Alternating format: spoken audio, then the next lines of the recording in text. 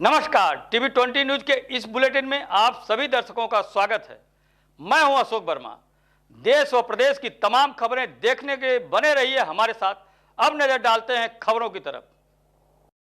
उत्तर प्रदेश सरकार द्वारा जनपद में कोविड-19 के संक्रमण को रोकने एवं बचाव कार्य की समीक्षा हेतु नामित नोडल अधिकारी एवं अपर मुख्य सचिव होमगार्ड्स उत्तर प्रदेश शासन अनिल कुमार 2 ने आज चिचिआईसी आजमगढ़ में स्थापित इंटीग्रेटेड कोविड कंट्रोल रूम में अधिकारियों के साथ बैठक किया।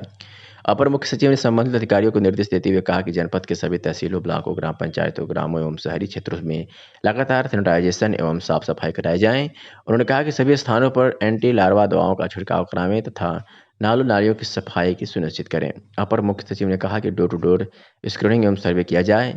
कोरोना संक्रमण के लक्षण दिखने पर तत्काल टेस्ट एवं दवाओं की उपलब्धता सुनिश्चित की जाए। उन्होंने कहा कि संक्रमित व्यक्तियों की जांच प्रत्येक दशा में 24 घंटे के अंदर हो जानी चाहिए। अपर मुख्य सचिव ने कहा कि प्रवासी मजदूरों का एंटीजन एवं RT-PCR टेस्ट 100% सुनिश्चित किया जाए। पॉजिटिव लक्षण मिलने पर उन्हें तत्काल क्वारंटीन करते हुए आवश्यक दवाओं एवं भोजन, पानी आदि की व्यवस्था सुनिश्चित किया जाए। मीडिया से बातचीत में क्या कुछ कहा आपको सुनवाते हैं।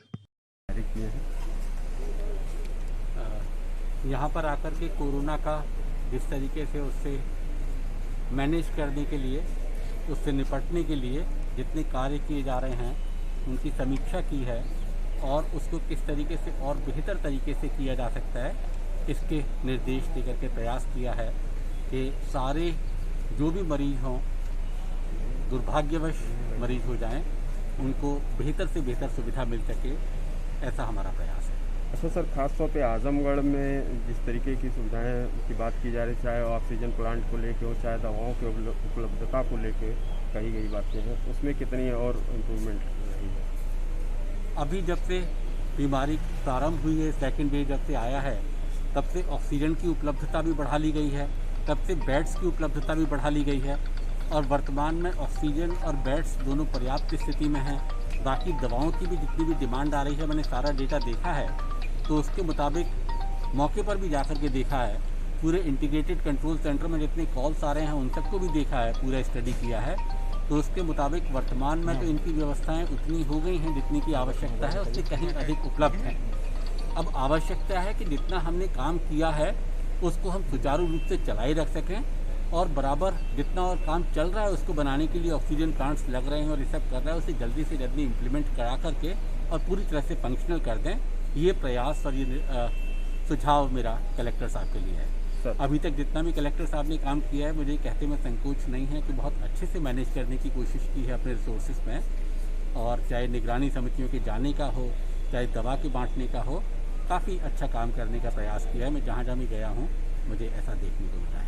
अच्छा सर, 2-3 सवाल यहाँ के हैं। जैसे सबसे ज़्यादा मौतें चुनाव के दौरान, पंचायती चुनाव के दौरान शिक्षकों की मौत का मामला आया है, जिसमें कि संख्या 68 तक बताई गई।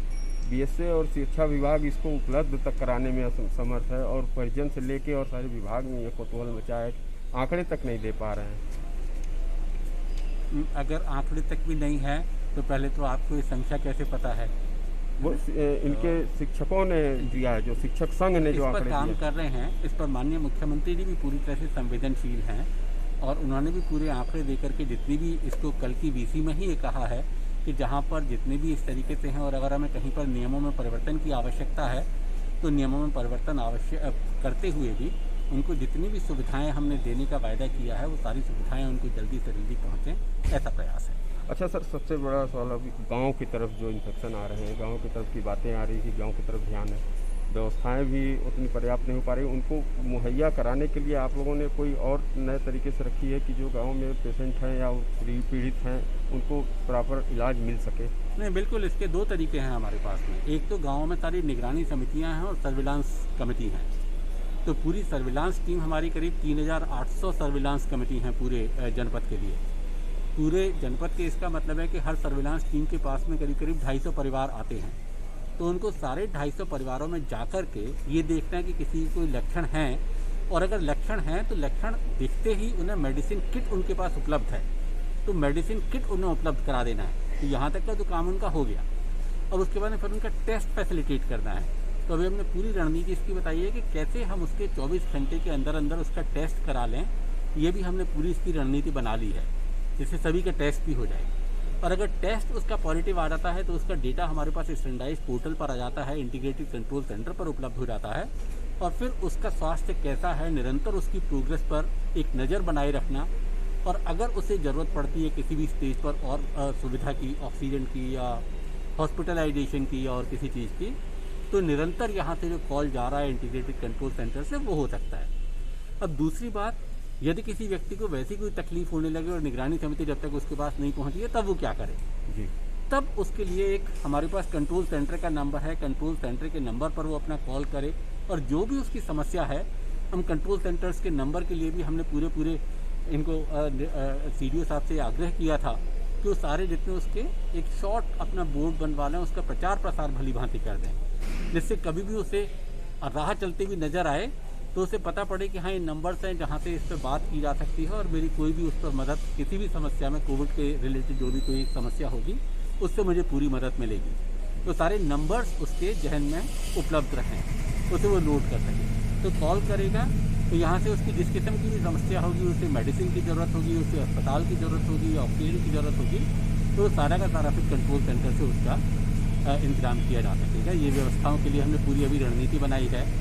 अच्छा काम हो रहा था, लेकिन उसे और अच्छा कैसे कर सकते हैं, इस पर हमने अभी विचार विमर्श सारे अधिकारियों के साथ किया है। और मुझे पूरी उम्मीद है कि DM अपने पूरे तकनीक को इस्तेमाल करते हुए बहुत बढ़िया टेक्नोलॉजी का इस्तेमाल ये कर रहे हैं, तो उसके साथ में और टेक्नोलॉजी का इस्तेमाल करते हुए उसे और एक ऊंचाइयों तक ले जा सकेंगे और हमारे प्रबंधन में और बेहतर कर सकेंगे।